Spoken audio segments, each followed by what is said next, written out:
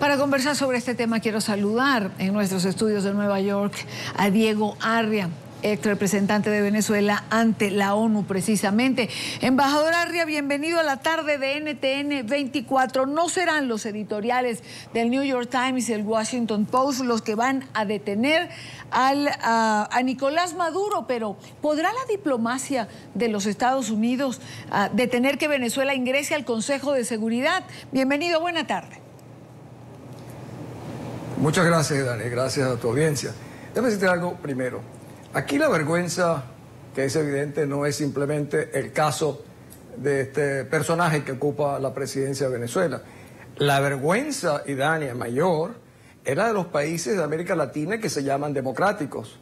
Un país como Colombia, como México, como Brasil, como Chile, incluso países que han sufrido regímenes militares como Chile, Argentina, Uruguay, Brasil, que en el pasado Venezuela ayudó a salir justamente de sus dictaduras, puedan asociarse abiertamente y designar como representante a un país como Venezuela, hoy en día gobernada por un régimen asociado a las peores causas de la humanidad, un régimen que apoyó a Saddam Hussein, a Gaddafi, a al-Bashir, a Assad, a Mugabe, a cualquier persona. Ellos han dicho, el resumen, que la política exterior venezolana consiste en pocas líneas: asociarse y vincularse con todo país que sea enemigo del imperio, o sea, de los Estados Unidos.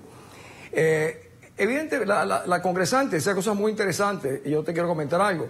Ella dice que es un hecho cumplido. Bueno, es casi cierto eso, porque el grupo de América Latina y del Caribe endosó a Venezuela sin que ningún país se presentara. Pero en el pasado, Venezuela 4 veces, nosotros hemos salido siempre por casi unanimidad, porque éramos un país de consenso, confiable, comprometido con los valores más importantes de las Naciones Unidas, cumplidor de las resoluciones del Consejo de Seguridad. Por lo tanto, en esa época de la Unión Soviética a los Estados Unidos o de Israel a los países árabes votaban por Venezuela. Ahora hay una posibilidad, no muy grande, de que un grupo importante de países decida no votar por Venezuela. Se requieren 2/3 partes de la Asamblea, o sea, los famosos 65 votos.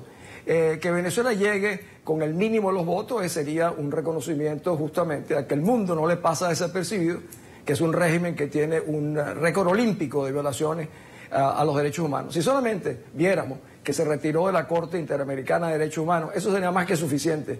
Y el récord, para llamarlo de alguna manera, que tiene violaciones a los derechos humanos registrados por el Consejo de Derechos Humanos de las Naciones Unidas y conocido perfectamente en el mundo, deberían descalificar absolutamente al régimen venezolano. A ver, siempre hay una posibilidad, y eso es lo que usted está señalando. Leía un poco y entiendo que en la última votación, por ejemplo, digamos que a última hora se asomó que fuese Guatemala, se votaron 47 veces y finalmente quedó Panamá. Es decir, hay acciones diplomáticas que todavía se pueden mover. Sí, efectivamente surgió Panamá, se retiraron los dos, pasaron 1 mes y medio en votaciones.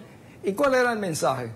Que el mundo no quería que Venezuela representase nada menos que la seguridad y la paz internacional en un país donde no hay paz, donde no hay seguridad y donde hay el nivel, te repito, de violaciones a los derechos más grandes que tiene América Latina.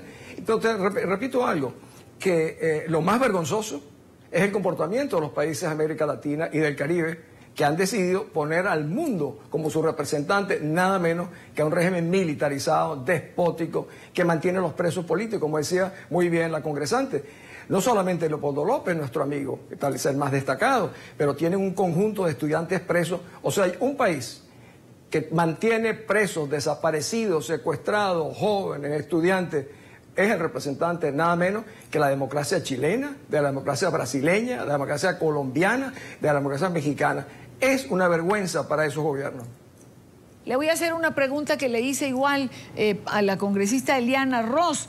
¿Por qué esos países que señalan ser democráticos se tapan los ojos en relación a Venezuela? Sí. Bueno, ella dijo algo que es verdad, muchos le tienen temor.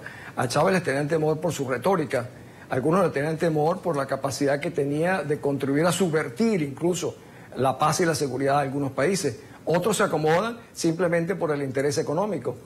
Brasil ha sido el principal beneficiario del descalabro económico de Venezuela, porque nos venden de todo. Colombia ha sido un país muy beneficiario de Venezuela. Yo siempre decía que tenía razón el presidente Santos al decir que su mejor amigo era Hugo Chávez. ¿Cómo no iba a ser su mejor amigo? Se estaba destruyendo Venezuela, y Venezuela tenía que comprarle casi hasta el aire a Colombia. Argentina, Uruguay.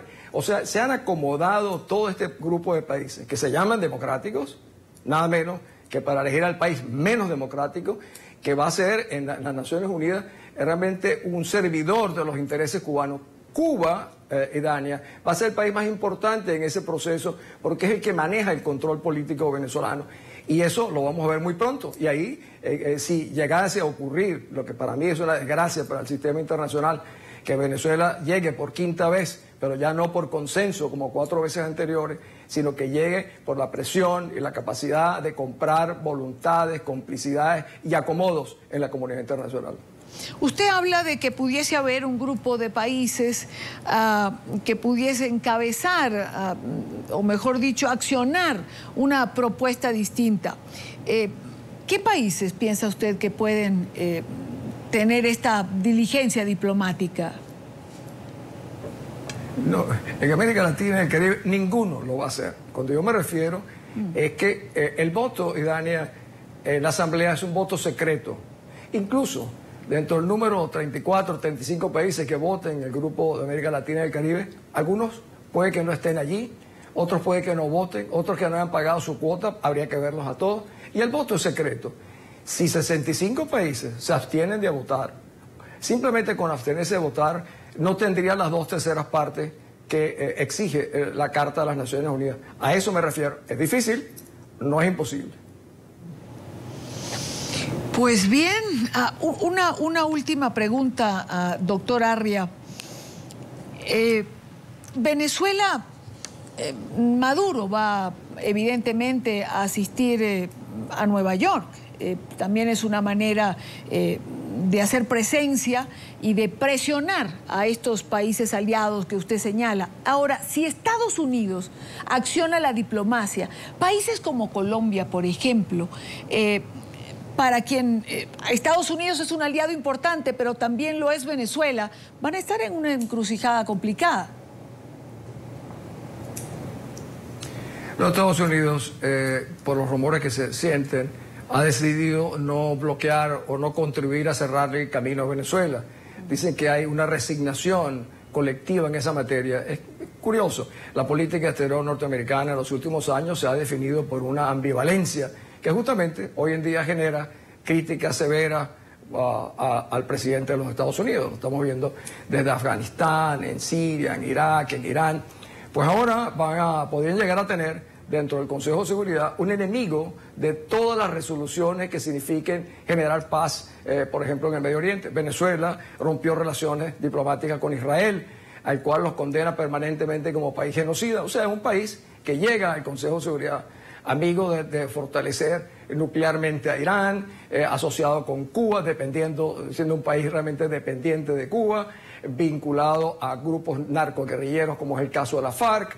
Es una situación realmente inédita la que Venezuela lleva al Consejo de Seguridad, y repito a los que nos ven y escuchan, es una vergüenza que los gobiernos de América Latina, por acomodos, otros por intereses, otros por razones crematísticas, le hagan esto a la paz, a la seguridad internacional, votando por un régimen militarizado, incompetente, corrupto, como es el régimen venezolano.